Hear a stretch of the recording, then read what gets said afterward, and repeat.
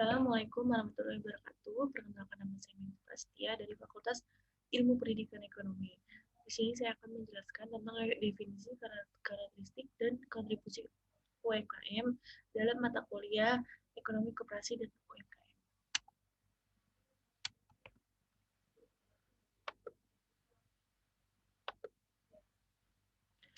Pengertian UMKM.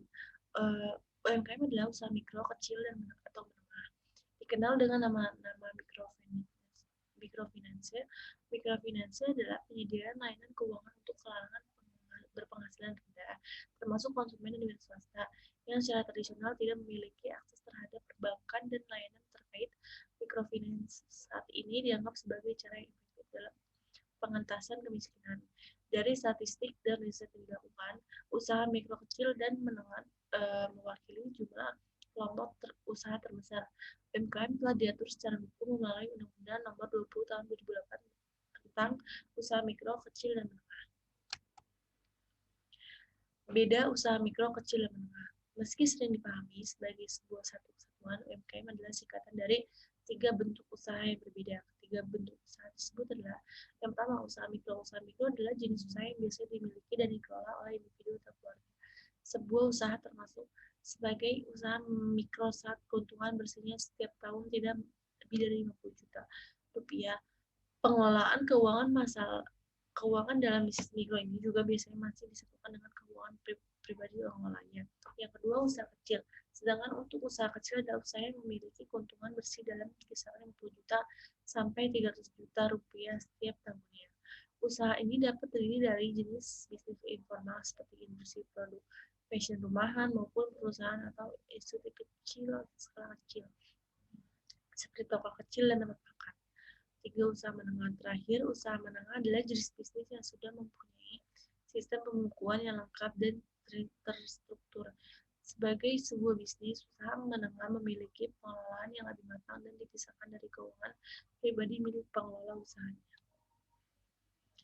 Karakteristik UKM di Indonesia itu: yang pertama, kualitas sumber daya manusia yang rendah; yang kedua, lemahnya struktur kemitraan dengan usaha besar; yang ketiga, quality control yang masih rendah.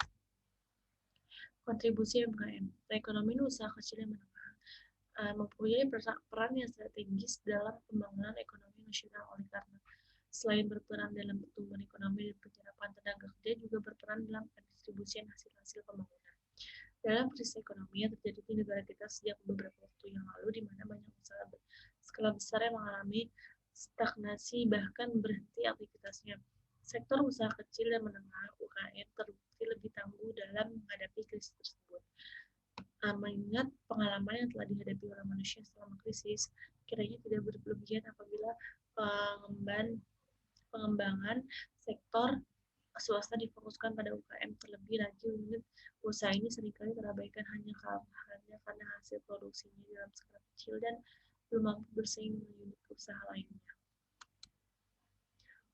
Dua kondisi UMKM di Indonesia saat ini. Sektor ekonomi UMKM yang memiliki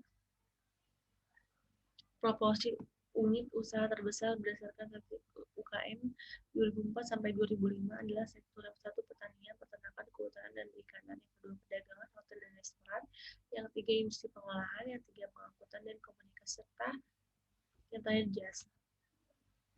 Sedangkan sektor ekonomi yang memiliki proporsi unit usaha terkecil secara betul-betul adalah sektor yang pertama, pertambangan dan penggalian; yang kedua, bangunan; yang ketiga, keuangan, persewaan dan jasa perusahaan; serta listrik, gas, dan air bersih. Secara kuantitas, UMKM memang unggul hal ini didasarkan pada fakta bahwa sebagian besar usaha di Indonesia, lebih dari 99%, berbentuk usaha skala kecil dan menengah UKM. Namun secara jumlah omset dan aset, apabila keseluruhan omset dan aset UKM di Indonesia digabungkan, belum tentu jumlahnya dapat menyaingi satu perusahaan berskala nasional. Data-data tersebut menunjukkan bahwa UKM berada di sebagian besar sektor usaha yang ada di Indonesia. Apabila mau dicermati lebih jauh, pengembangan sektor swasta khusus UKM perlu untuk dilakukan, mengingat sektor ini memiliki potensi untuk menjaga kestabilan perekonomian, peningkatan tenaga kerja, dan meningkatkan PDB, mengembangkan dunia usaha, dan penambahan APBN dan APBD melalui perpajakan.